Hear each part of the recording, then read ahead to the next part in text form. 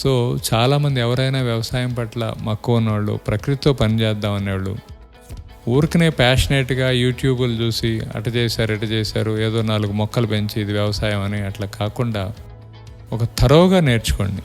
అసలు ఏ ప్రొఫెషన్ కన్నా చిన్నది కాదు, ఏ ప్రొఫెషన్ కన్నా ఈజీ కూడా కాదు వ్యవసాయం. కానీ దాని పట్ల ప్రేమను పెంచుకుంటే కష్టం కాదు.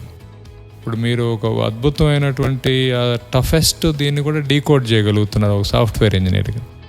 కానీ భూమితో పనిచేయటం, మొక్క ఎలా స్పందిస్తుందో తెలుసుకోవడం, మొక్కకేం రిక్వైర్మెంటో తెలుసుకోవడం, ఈ మొక్క ఒక ఫలాలనిచ్చే క్రమంలో ఏ క్షణమైనా ఏదైనా జరగవచ్చు అనే ఒక ఫిలాసఫీని మనం అన్వయించుకోవడం, ఇవన్నీ చేసుకొని వ్యవసాయం చేస్తే ఒక భార్య, భర్త, పిల్లలు, ఒక ఇల్లు, 1 ఎకరం పొలం, 2 ఎకరాల పొలం, హాయిగా అట్లా ఉంటారు. అన్నిటిని చూస్తూ ఉంటారు. వాళ్ళకు ఒక కమ్యూనిటీ ఉంటుంది, కలిసి బతుకుతారు. మరణించేటప్పుడు కూడా 10 మంది ఉంటారు.